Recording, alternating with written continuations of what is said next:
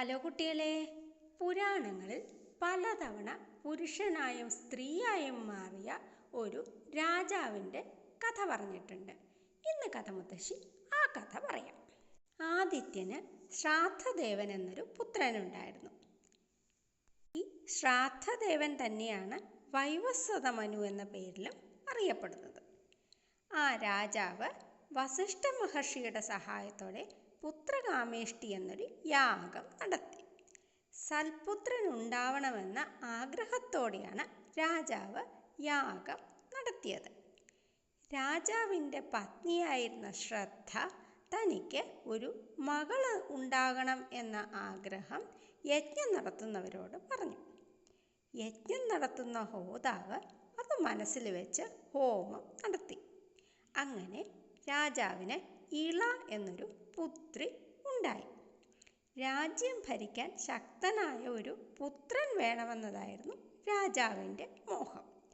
പെൺകുട്ടിയാണ് ഉണ്ടായതെന്നറിഞ്ഞപ്പോൾ രാജാവിന് കുറച്ച് സങ്കടമായി. ഇതറിഞ്ഞ വസിഷ്ഠ മഹർഷി ഇള എന്നും ഒരു ആൺകുട്ടിയായി തീരണേ എന്ന് ഭഗവാൻ ശ്രീപരമേശ്വരനോട് പ്രാർത്ഥിച്ചു. ശ്രീപരമേശ്വരൻ്റെ അനുഗ്രഹവും മഹർഷിയുടെ തപസ്സും മൂലം ഇള ഒരു ആൺകുട്ടിയായി മാറി. മഹർഷി കുട്ടിക്ക് സുദ്യുമ്നൻ എന്ന് പേരിട്ടു. സുദ്യുമ്നൻ എല്ലാ വിദ്യകളും അഭ്യസിച്ച് വലിയ യുവാവായി മാറി. ഒരിക്കൽ അദ്ദേഹം തൻ്റെ കുതിരപ്പുറത്ത് കയറി നായാട്ടിനായി കാട്ടിലേക്ക് പുറപ്പെട്ടു. മേരുപർവ്വതത്തിൻ്റെ അടിവാരത്തുള്ള കാട്ടിലേക്കാണ് അദ്ദേഹം തൻ്റെ കൂട്ടുകാരുമൊത്ത് നായാട്ടിന് പോയത്. ആ കാട്ടിൽ കടന്നു ചെന്നതോടെ സുദ്യുമ്നൻ ഒരു സ്ത്രീയായി മാറി. തൻ്റെ കുതിരയും കൂടെ ഉണ്ടായിരുന്നവരും ഒക്കെ സ്ത്രീകളായി മാറി. ഇത് കണ്ട് അവരെല്ലാം അത്ഭുതപ്പെട്ട് പരസ്പരം നോക്കാൻ തുടങ്ങി. തങ്ങളെങ്ങനെ സ്ത്രീകളായി മാറിയെന്നറിയാതെ അവരെല്ലാം വിഷമിച്ചു. ആ പ്രദേശത്തിന് ശ്രീപരമേശ്വരൻ്റെ ഒരു ശാപം കിട്ടിയിട്ടുണ്ടായിരുന്നു. അതുകൊണ്ടാണ് അവിടെ എത്തപ്പെട്ട സുദ്യുമ്നനും മറ്റുള്ളവരും സ്ത്രീകളായി മാറിയത്. പണ്ട് കുറേ നാൾ ശ്രീപരമേശ്വരനും പാർവതീദേവിയും കൂടി ആ കാട്ടിൽ സുഖമായി താമസിച്ചിരുന്നു. ആ സമയത്ത് ചില മഹർഷിമാർ ശ്രീപരമേശ്വരനെ കാണുവാനായി അവിടെ എത്തി. വിചാരിച്ചിരിക്കാത്ത സമയത്ത് അവരെ കണ്ട പാർവതീദേവി നാണത്തോടെ അവിടെ നിന്ന് ഓടിപ്പോയി. ഇത് കണ്ടപ്പോൾ ആ മഹർഷിമാരും വേഗം അവിടെ നിന്ന് തിരിച്ചു പോവുകയാണ് ഉണ്ടായത്. ഇത് കണ്ട ശ്രീപരമേശ്വരൻ ഇനി മുതൽ ഈ വനപ്രദേശത്തെത്തുന്ന പുരുഷന്മാരെല്ലാം സ്ത്രീകളായി തീരട്ടെ എന്ന് ആ പ്രദേശത്തെ ശപിച്ചു. ഈ ശാപവാർത്തയൊന്നും അറിയാതെയാണ് സുദ്യുമ്നൻ ആ കാട്ടിലേക്ക് പ്രവേശിച്ചത്. സുദ്യുമ്നൻ വളരെ സുന്ദരിയായ ഒരു സ്ത്രീയായിട്ട് മാറി. പക്ഷേ തൻ്റെ സ്ത്രീ രൂപത്തിൽ തൻ്റെ നാട്ടിലേക്ക് തിരിച്ചു പോകാൻ അദ്ദേഹത്തിന് മടി തോന്നി. അങ്ങനെ അദ്ദേഹം ആ കാട്ടിൽ തന്നെ കഴിയാൻ തുടങ്ങി. അങ്ങനെ പല കാട്ടിലൂടെയും സഞ്ചരിച്ച് ഒരിക്കൽ ഈ സ്ത്രീയായി മാറിയ സുദ്യുമ്നൻ ചന്ദ്രൻ്റെ പുത്രനായ ബുധൻ്റെ ആശ്രമ പരിസരത്തുമെത്തി.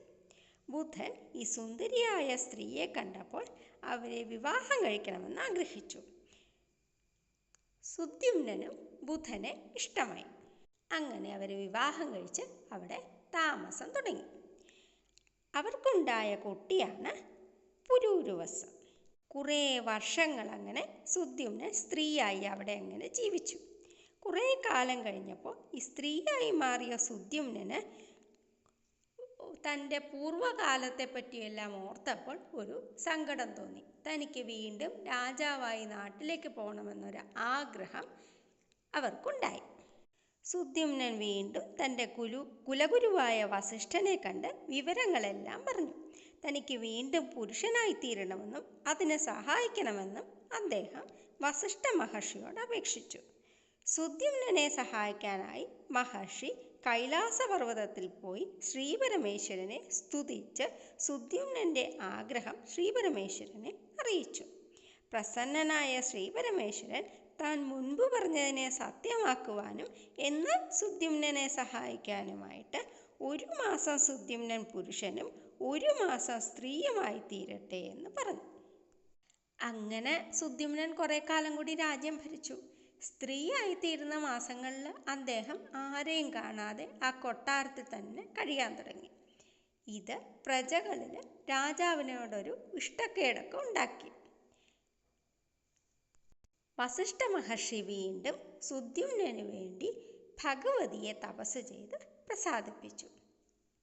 ദുർഗാ ഭഗവതി ദേവീ ഭാഗവതം സുദ്യുമ്നനെ 9 ദിവസങ്ങൾ കൊണ്ട് വായിച്ചു കേൾപ്പിച്ചാൽ അതിൻ്റെ ശ്രദ്ധയോടുകൂടിയുള്ള ശ്രവണം കൊണ്ട് സുദ്യുമ്നന് നിത്യപുരുഷത്വം വീണ്ടും കിട്ടുമെന്ന് അനുഗ്രഹിച്ചു.